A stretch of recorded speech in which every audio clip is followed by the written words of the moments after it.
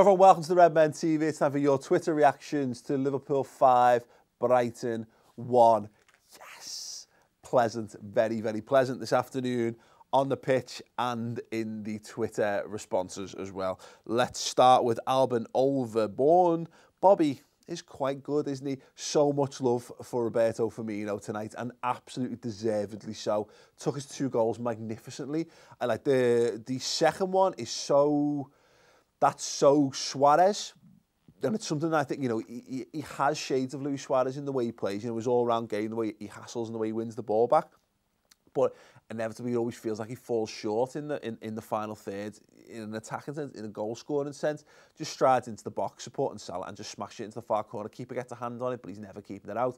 And the one at the back stick is, if Mo Salah scores that, we are just creaming our pants over our, you know, what a wonderful finish it is. And he's scored a few of them this season. Bobby Firmino to have the pace and the intelligence to make that run, to get into that and to get on the end of what is a cracking pass by Phil Coutinho is great.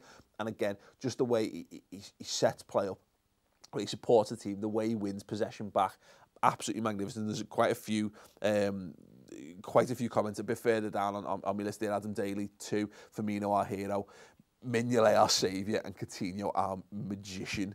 Great showing from the Reds and the fans, to be fair. On we go. Yeah, could not agree more in that regard. Mignolet won't get actually a lot of praise in this because it'll be forgotten because of the great performances of the attacking players. But look, Simon Mignolet making that save from Glenn Murray is almost a turning point in this.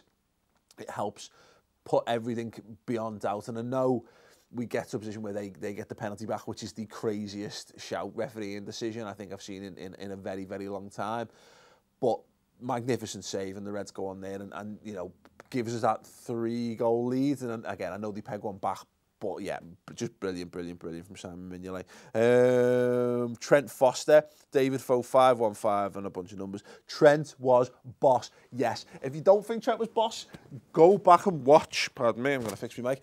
Go back and watch that saving block tackle he puts in the second half.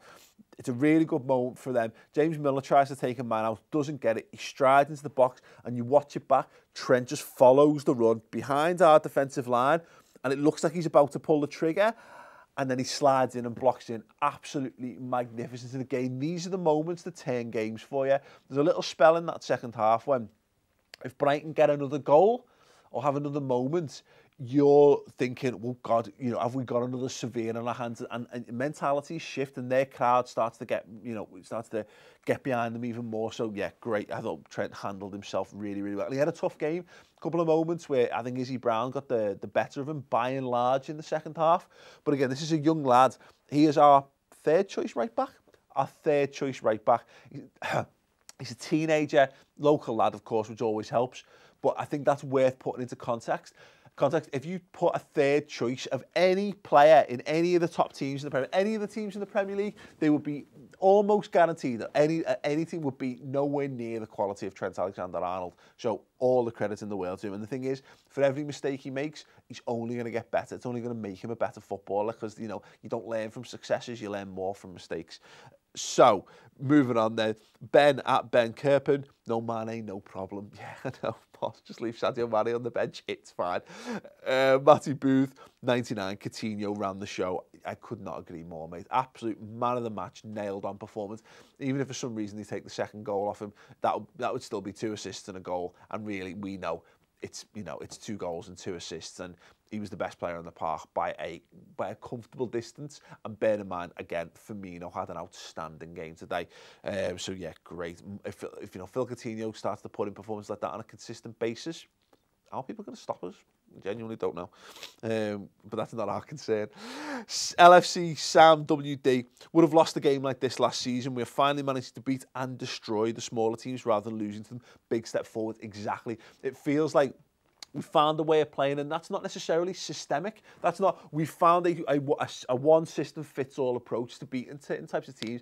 It's a mental approach. It's having faith and it's having trust in what we do. Trusting to play on the counter-attack, trusting the attacking talent to do what they do, and having the patience to know that the chances will come, not overcommitting, not trying to force other people's hands, force our own hands, just letting the game develop and taking opportunities when they present themselves. Look, that game could have been 7, Could have been 7 or 8. Now, they could have scored a few, so you do have to ride your luck, but, you know, you do and you take advantage of that, and that's how you come out on top. Really, really good. We look like what we should be. We look like a better team than Brighton. And that sounds ridiculous, but think about it for a while. Think about how many times, exactly what Sam's saying there, we have played teams that we should be beating, and we come a cropper, and we slip up and we make mistakes. And it's almost become a very Liverpool thing to do in the last, God, 20 years, 25 years of being Liverpool. That is such a common story. Happens time and time again every single season. This last 2 months, but basically all this last month and a half since Spurs, it feels like we found our groove in this league, and it bodes very well for the rest of the season, in my opinion. Craig Fisher, 5 goals, and Salah didn't score. Yeah, I know, amazing. The man _Chan. Firmino, scorer, assistant, possession getter, playmaker. Yeah, the complete number 9 performance for me today. Milesy, who's Klopsy20, says to all the LFC fans who slated Klopp's selections today before the game, go give your head a wobble. Yeah, look, I think if you looked at that selection and if you'd known when the hour before kickoff when that team came out that we were playing 3 at the back, I'm pointing at the board, you can't see the board, the Gini Wijnaldum and Emre Can were going to be in a back three with Dejan Lovren. Listen, if you were super confident, then absolutely fair play to you. I think it's fair to go on a limb and say everyone would have been like, yeah, what are you doing there? But it was up to the players on the pitch to go out and put a performance in. And once again, we've done what Liverpool do best. Put your trust in your attacking talent. We've got good players. We've got solid players. And look, Brighton are a newly promoted team. Glenn Murray is a top quality championship level centre forward. And, you know, he could have had a couple of goals today. I think he is good. But we've got our players are good and they stick to task and they support each other and they have 100% focus. We should have the ability to do that regardless of who we've got playing at the back. And it was a mad decision, but again, I think we got the system right. The system worked. It supported what we were trying to do. So good. And it shows the criticisms that are being levelled at Liverpool. Well, for me, that's a clean sheet. Call that a clean sheet, as far as I'm concerned, because that's not our fault, because that's the referee being a load of bollocks at his job that's cost Liverpool a goal there. We are much better than people I think are giving us credit for, much better than the wider media are giving us credit for, and that's fine. Let us go under the radar. Let us continue to tick on. Let us continue to put points on the board and put teams to the sword that we should be putting teams to the sword of, because we're putting these problems that Liverpool supposedly have, that not being able to take the chances, not being able to beat teams that they're supposed to be better than, and not being great at the back. Well, you know what? We're getting clean sheets. We are scoring loads of goals and we're beating teams that we're supposed to be beating.